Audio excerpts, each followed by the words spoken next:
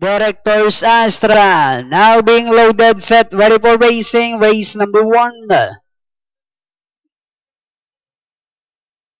Racing just is started with Aspire Magic.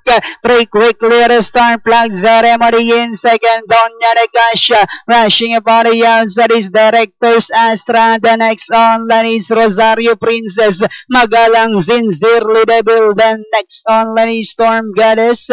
Moving upon the outside now is Amazon, while Real Excellent is the early trailer by about 20 lengths of the leader. Racing down the backstretch. We have the quick is striding Aspire Magic. A Solo Flight leads by about 10 lengths. And in second is Plug Ceremony. Down in third now is Magalang. Moving upon the outside is Rosario Princess.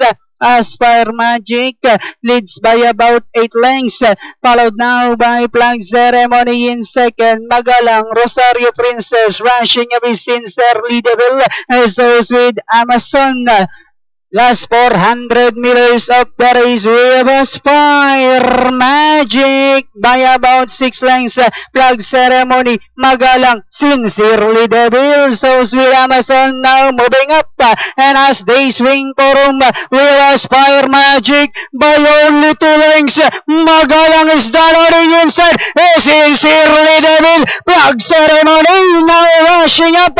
We have Sincerely Devil by about 2 lengths over Plug Ceremony, and finally it's Sincerely Devil. Plug Ceremony, then comes Aspire Magic.